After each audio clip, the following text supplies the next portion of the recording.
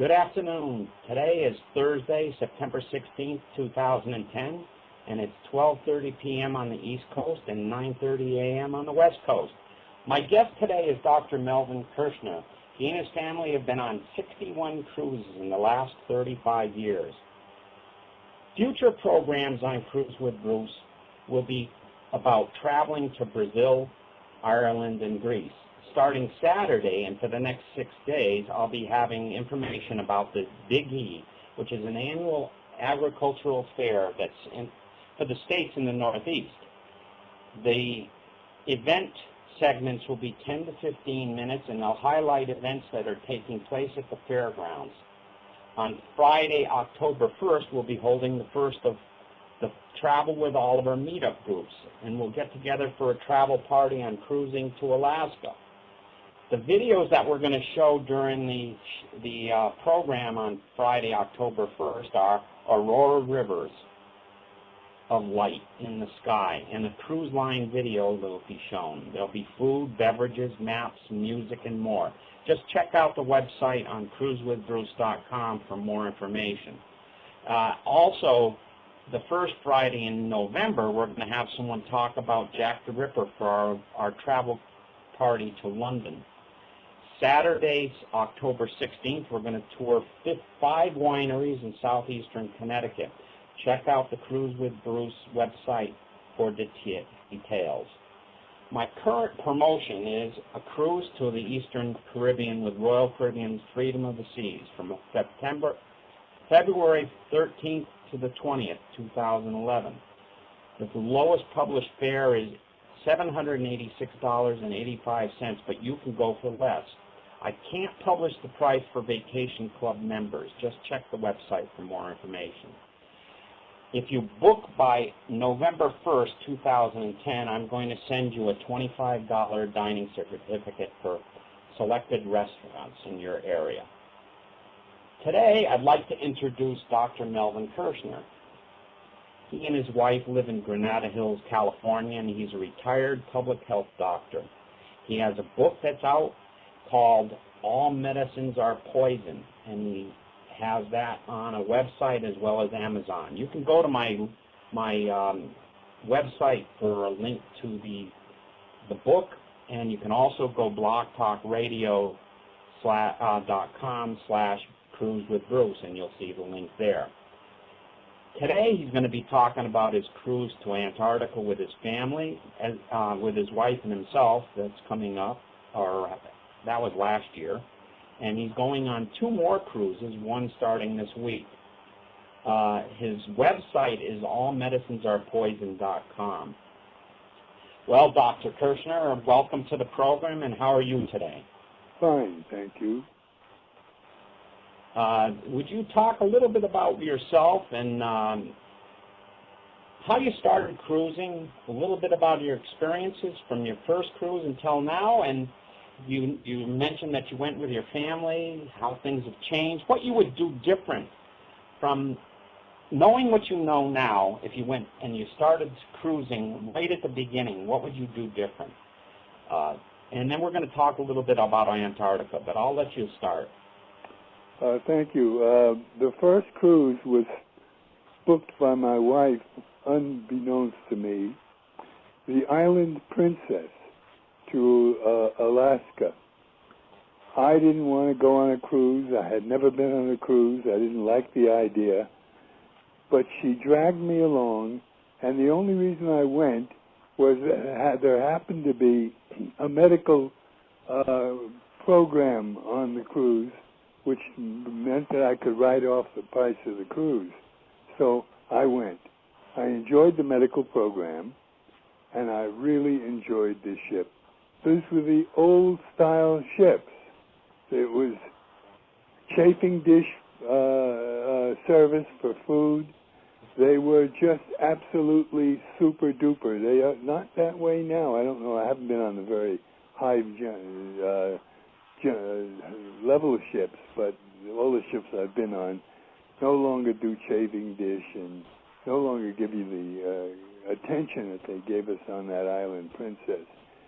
I was so enjoyed by the film, by the show, and the Island Princess that we followed went to cruising every year, sometimes 2 to 3 times a year, and I've been on 61 cruises and about to go on 62 and 63.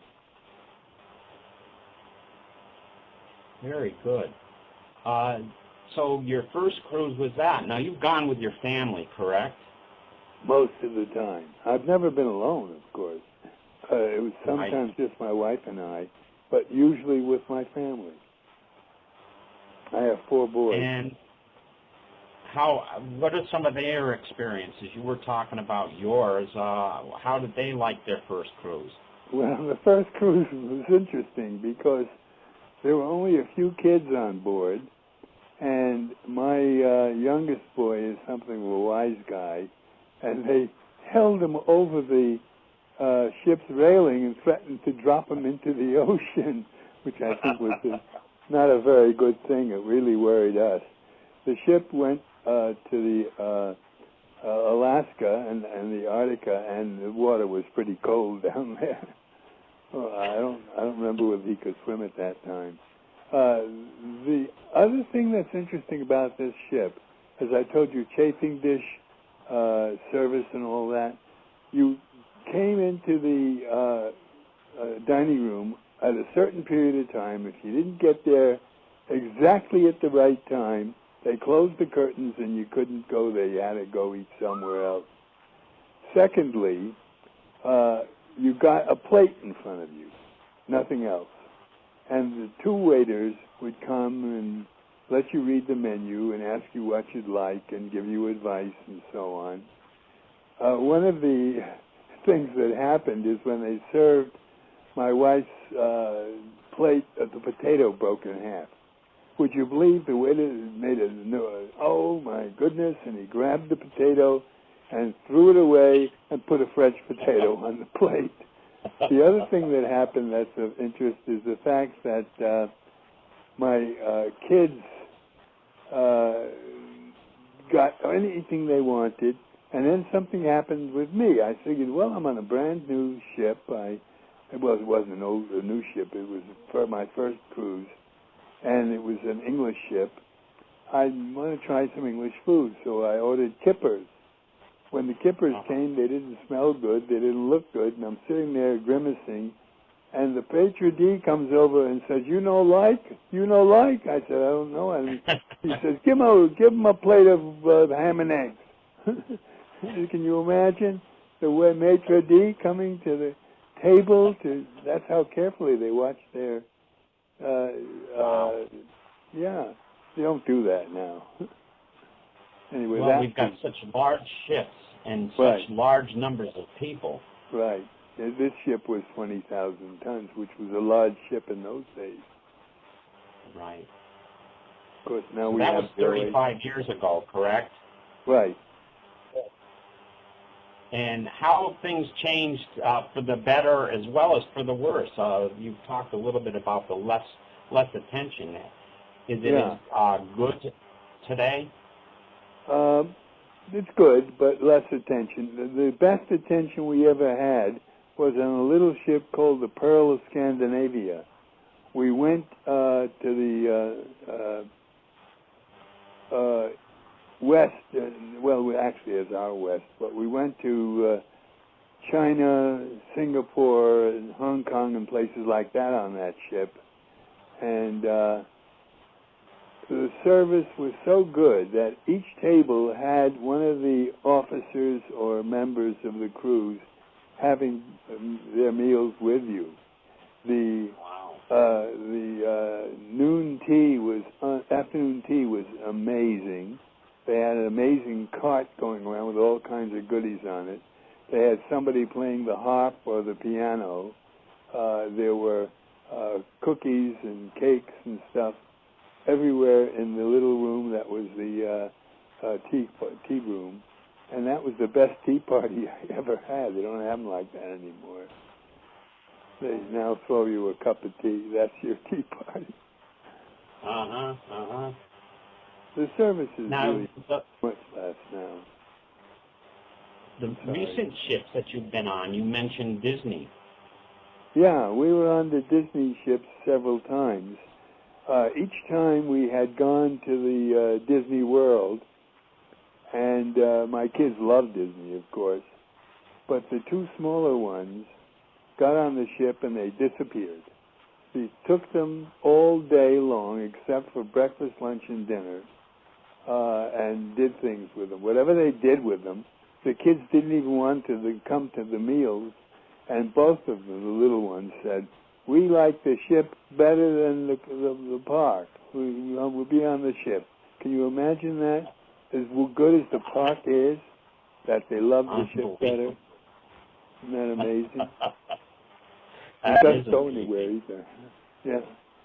Absolutely, absolutely. So Disney has only been around for about 6-7 years now.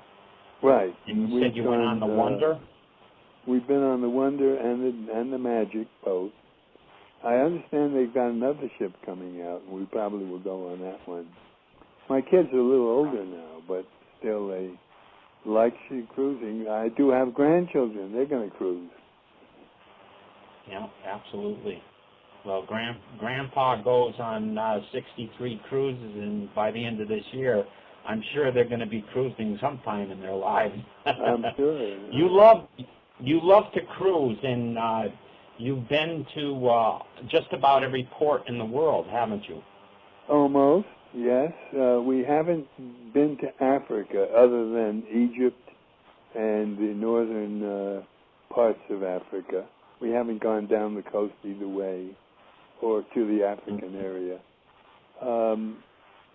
Just about everything else, though. We've the port cities of every continent in the world. That is amazing. Yeah. And the ships are wonderful. Even what I call the buckets of boats. We've been on a bucket of boat ship, which we were in a inside room with a broken mirror in the bathroom. You opened the door and you could see the rear end of the ship with the guys picking up the ropes and doing all that stuff. But the ship was wonderful. They had the best entertainment, and they went to lovely ports in Canada.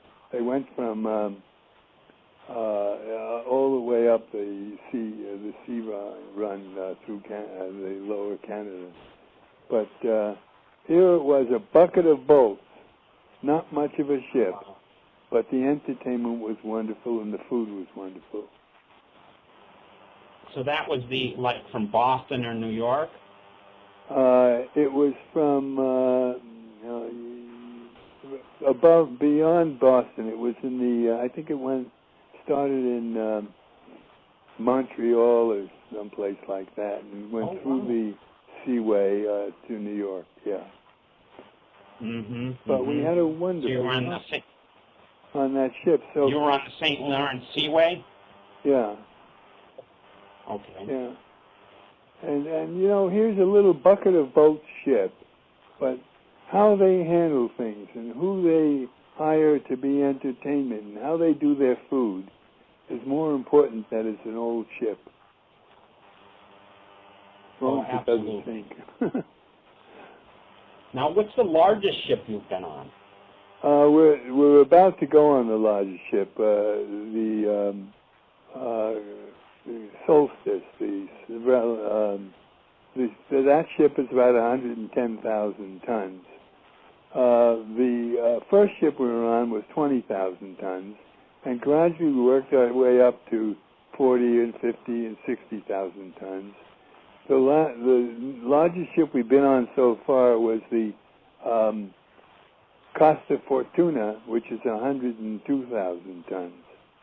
And we're about to go on a 110,000 ton ship. And what's your next trip after that? Where's this trip's going, Eastern and Western Caribbean? Yeah, we're taking two cruises. We're going on the Eastern Caribbean for 7 days, coming back to port, where we'll disembark and re-embark on the same ship going to the Western Caribbean. Oh, wow. But And it's which two cruise separate line cruises. is that, Doctor? Pardon? Which cruise line is that? Celebrity. Celebrity. I've never been on Celebrity. Everybody who's been on brags about it. Mm-hmm. But I've never been on a ship I didn't like. Right. You asked me. You mentioned to me. Pardon? You mentioned to me that you sometimes don't even get off the ship. Exactly. I've been on so many Caribbean cruises that the last Caribbean cruise we did, I was at that time having problems walking, and I had a little motor scooter, and I just got in my motor scooter, looked at what was going on, and got back on the ship. I didn't even get off the ship. Wow, wow. Now, you mentioned that your most fascinating cruise, when we were talking about doing this program, you said your most fascinating cruise was to the Antarctica. Yes. Talk a little bit about that experience. Okay, the Antarctica ship was a rather small ship. It was called the Marco Polo, which sounds like a good name for an Antarctica ship. It went down the coast of the east coast of South America, left for the Antarctica in the very tip of the South America. We then went and saw 2 or 3 Antarctic stations owned by different companies, owned by different countries. Then we went into a bay where there was a volcano, and they put us in rubber boats. We landed on the ice, and because it was a volcano, there was steam coming out over the under the ice, would you believe? And it was warm, fairly warm. We went over to see the penguins, and here was this huge number of penguins just sitting there while the mothers dove into the water to catch fish. A mother would take care of 5 or 6 or more babies until the mothers got back. It was amazing how, what a family, each little family of penguins are. It was amazing. We also saw a number of other experiences. For example, we went to a station that broadcasts all over the world to the professional people from the Antarctic. So we were at a number of places. Wow. Now, when did you go on that trip, Doctor? Oh, let me think. Probably about 10 or 12 years ago. You know, I've been on so many cruises, I don't even remember when or where. I hear you. But I've never... made you... Yes. What made you select that place, that particular time? Well, you know, each time we would look at what was being offered and wanted to go somewhere we hadn't gone before. So we've been on most places of the world, almost everything except for, we haven't been to India, although we've been close. We've been to all the other countries there. And we haven't been to South America. We've been everywhere else, both Arctic and Antarctic and just about everything else. Absolutely fascinating. How do you prepare to go on a cruise? Do you pack a lot, or do you pack light? And what kinds of things do you? We try to pack light. The essentials. Many of these ships, although not as much anymore, would have laundries where you could either send the laundry in or or do your laundry yourself. Some of the bigger ships now, you just have to send it in, and of course it's expensive, but you can get along with fewer clothing. Mm-hmm. Mm-hmm. Do you believe, and do you like Do you like to go to the formals? Yeah, we do. We dress, and they're always very interesting.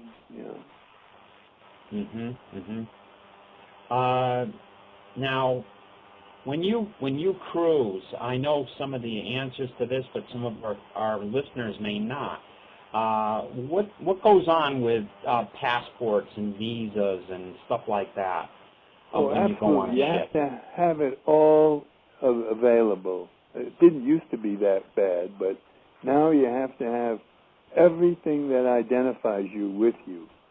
Your passports, your visas, you carry along your automobile if you drive, license, because nowadays they want to know that it's you and that you're an American traveling around the world, wherever you're going.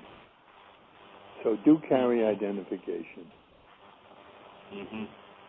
And with the visas, like if you go to Russia, I know I was to Russia on a cruise 10 years ago, and up in the Scandinavian capitals areas on the Norwegian Dream, and in order for us to go into Russia, we needed a visa. How do you find that? Do you find that more often that the cruise line allows you to do it, or do you have to arrange for it yourself? I'm going to beg ignorance. My wife does all that. We did go to Russia, and it's kind of a cute thing because we went up there. We had lunch in a Russian restaurant. Food was terrible. We came back after seeing the scenes in the city, which was a beautiful city. We went back, and each and every of us practically had to take our clothes off go back on the ship. This was, of course, 10 or 15 years ago. I don't know what they do now. Well, 10 years ago, they didn't go through that much, but they did search every single bit of jackets and clothing and any material that we had. They took everything out and looked at it. So they even had special stores in the city that we went to for us, that we couldn't go anywhere without a guide or buy anything without his approval. They were being very difficult. They had just opened Russia up at that time, and I wasn't that pleased with it. It's interesting to see, but wasn't that much fun. So if somebody were starting off cruises and cruising, what are the top 3 places that you would start with, and why would you do that? Well, I've been to so many places. I always like to know that it's a good ship and good service, good food. But you know, if we've not been on the ship, we don't know. We have to get the information from our fellow travelers. As far as where we go, we've been in so many places that we don't really care where we're going because we've been at most places. If I should live long enough to go to South America, go to Africa on a ship, I would be interested because we haven't been there. But you know, everything is interesting. You're never bored. Never bored. Yeah. Now, do you use the tours that the ship arranges, or do you just do freestyle and just go where you want? We've done both. The ship arranges tours, and we buy those, or we go freestyle, and it depends upon the country we're in. If we're in Russia, you have to all stick together because they don't want you going off somewhere. They wouldn't let us take pictures of the, what's the name of the old ship that was a warship? Huh? Oh, yeah. Yeah, I can't remember what it is. Wouldn't let us take pictures of it. What does it matter whether we take pictures of an old ship? It wouldn't let us take pictures of it. They may now. I don't know. That was 10 years, 15 years ago.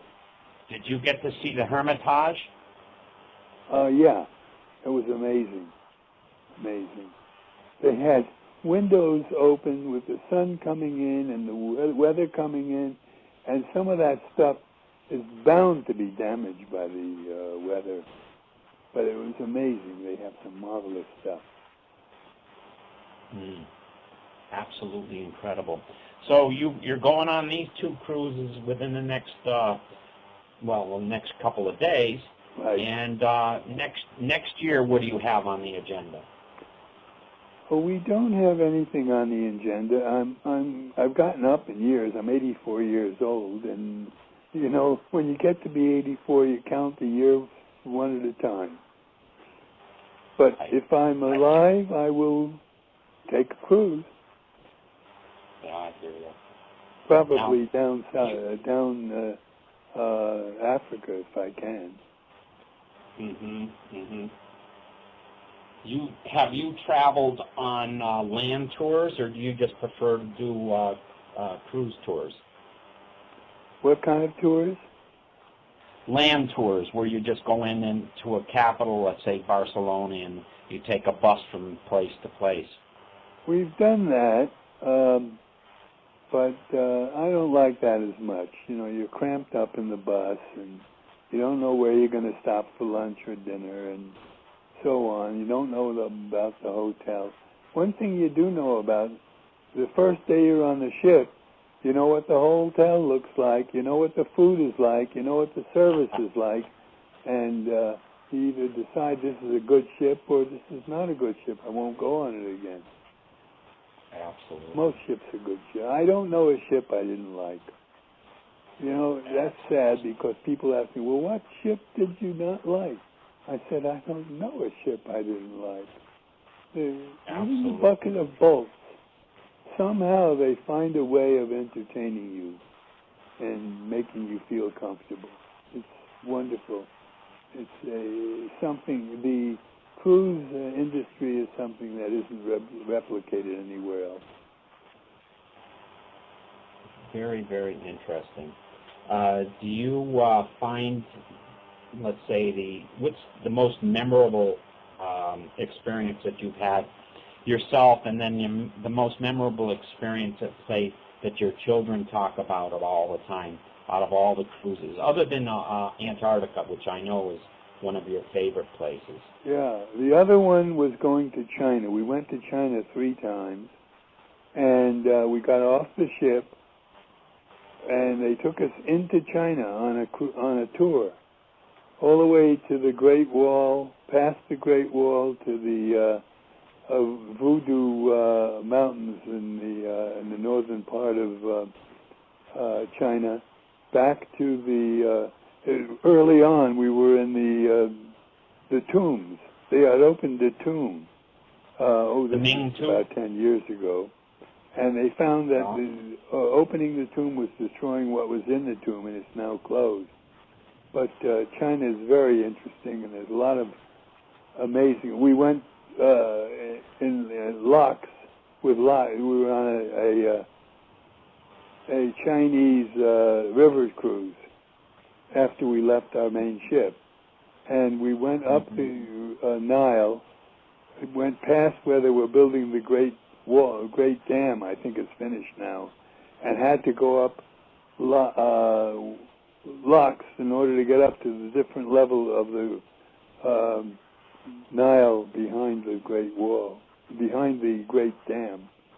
So it was fascinating. Right. So you're talking about China, so the Yangtze, right? Yeah. Right. That is a fascinating that river cruise. I was on that river cruise. That water was swirling and moving. Yeah. When did you go on that cruise, Doctor? When they were still building the Great Dam. I don't remember when that was. A few years ago. But we've been to China 3 times, and we enjoy China. The Chinese. The first time we went to China, we were in a bus going from the seaport, and every town, every city was just a bunch of people on bicycles. There were no other cars, bicycles. Okay. The second time, there were already beginning to be cars, and they were building highways.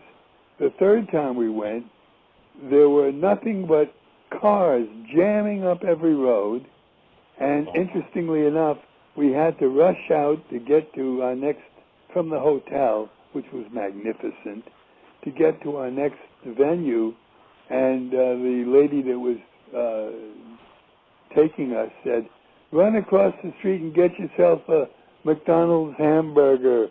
We don't have time for breakfast." Can you believe that, a McDonald's hamburger in China? It's amazing, huh?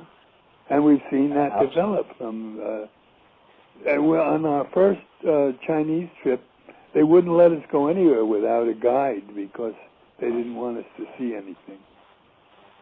Right. But now you go anywhere you want.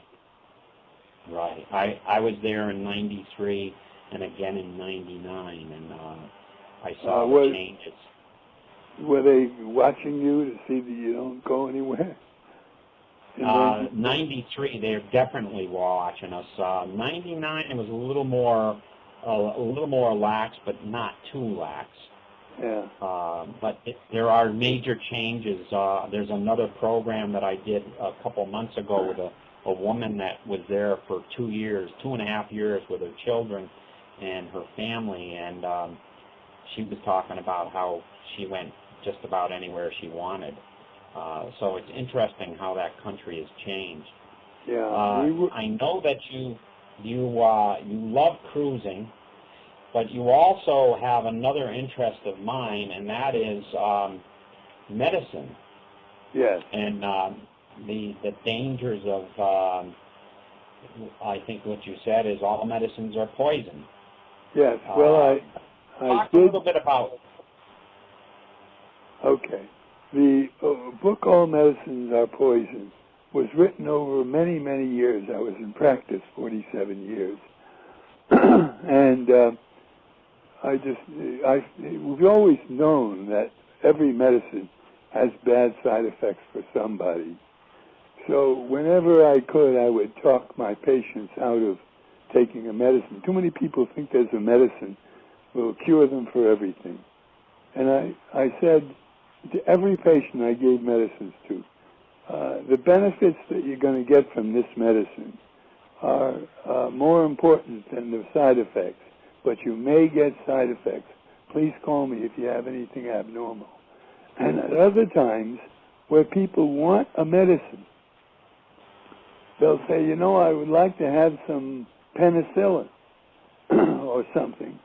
And I'd say, why? What you've got is a viral cold. You don't need any penicillin.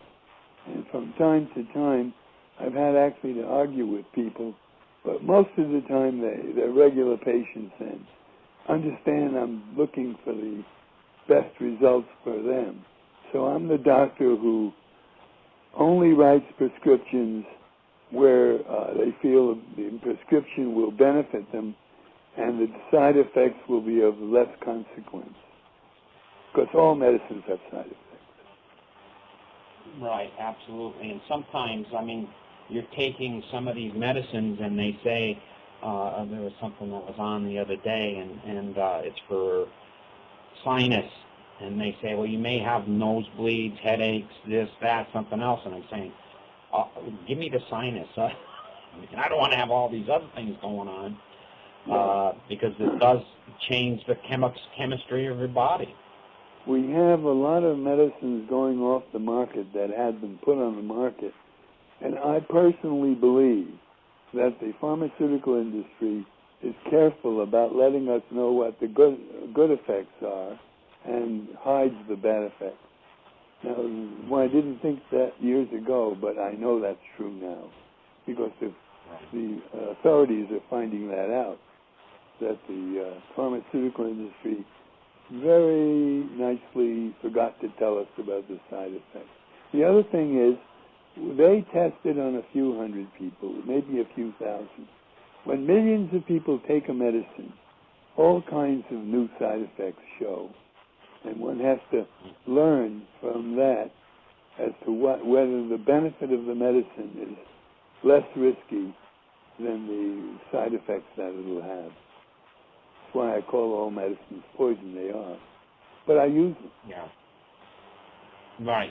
I mean, sometimes, like we were saying the other day, medicine is necessary, but there may be other remedies also that can alleviate some of these symptoms and some of these problems that we have. Don't you think? Yes. However, I want you to be aware that in the 60 years I've been in the healthcare arena, 60 years, I have 4 degrees, I have never believed that alternative medicine is perfect. Many of the alternative medicines are psychological, and they work because people want them to work. There are, no doubt, medicines in the alternative medicine field that will become medicines that will be prescription medicines or medicines used by doctors. A couple of those were given to me for my arthritis. They didn't work for me, and that was a number of years ago. So I stopped taking them. Turns out that millions of people took them and didn't get real benefit from them, so they just announced that probably the medicines are probably not doing the job it's reported to do. So, you know, it takes time to figure out whether a medicine works or not. Yeah, absolutely. And of course, the power of the placebo is huge. Huge. I had when I was still in training, we had a medicine at Los Angeles County Hospital called OPD 139. It was for indigestion. It really worked, and it was really a medicine. But it came in 2 colors, and the patients would come in and say, you know, that green liquid you gave me isn't working anymore, so I prescribed the red liquid. It's exactly the same medicine, but different color, and would you believe it worked when they changed the color? So don't underestimate the power of the placebo. And the power of the mind. And the power of the mind, yes. Absolutely. So you've had this book out how long, Doctor? I've had it out for a year. I haven't really publicized it much yet, and I'm planning to do that. But it hasn't been circulated very much yet. But it's available on Amazon and other book sellers. All medicines are poison. I'm sure you'll enjoy it. I do have. I do have links to this on my site also, Doctor. All medicines are poison, and it's on the blogtalkradio.com/cruisewithbruce segment for you. So it is there, and I think it's interesting. I'm interested in getting the copy that that you've sent and reading it. My mom is an RN, and she said she wanted to listen to this segment also because she's interested in what you have to say. I think it's fascinating, and like I said, I'm interested in what you've had to say about it, and I know that you've got a lot of experience in that particular subject. So I wish you luck with it. Thank you. And whatever I can do to promote the book for you, I will on my site, cruisewithbruce.com. So there will be links on my site too. Right. So you've had a variety of experiences over the last 35 years in your field, in your practice, as well as cruising. Right. And you mentioned the cruise that you took to up the Yangtze. Have you been on the Nile River in Egypt? No, we haven't been on the Nile River. We took in Egypt. they put us on a bus, and we went across Mhm. the desert for several hours. Interestingly enough, the bus broke down. They had to get us. These were brand new buses. They had to rescue us with another bus.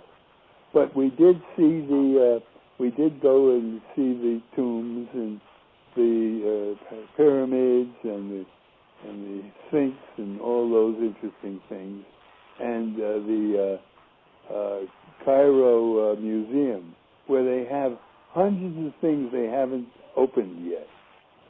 That they were dug up, but they haven't opened yet.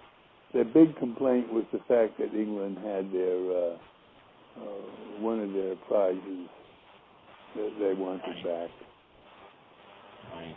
But it's a fascinating. The Cairo Museum is absolutely fascinating, and I recommend, if you're going to go on a river cruise, the cruise from Luxor down to the Aswan Dam area is just extraordinary. There's a lot of small cruise lines that are just fascinating to go on, and that really should be one of your trips that you take in the future. We've got less than a minute left, and I wish to have you back talking about anywhere else that you've gone that you find fascinating. The talk about Antarctica really is incredible. Your discussion about the volcano struck me, that there'd be a volcano in this ice region. That's really interesting. Yeah, well, you remind me of what Jimmy Durante used to say. I got 1 million of them. Well, I'm interested in hearing about all of them. Okay. That would take a couple of days. Yeah, I hear you. We're looking forward to the Celebrity. We've never been on Celebrity. And I understand it's quite a fancy cruise. So, absolutely. Thank you for having me. And I hope I didn't talk too much. No, you didn't. You did a great job. I found it really interesting. And I'm sure that my listeners will, over the time that this is going to be archived. I appreciate you coming on board and listening and talking, and we'll talk again. We got 1 minute, 1 second left. Have a great day, Doctor. We'll talk to you again, and have a great trip. Thank you. I'm going to hang up now. Okay, bye-bye now.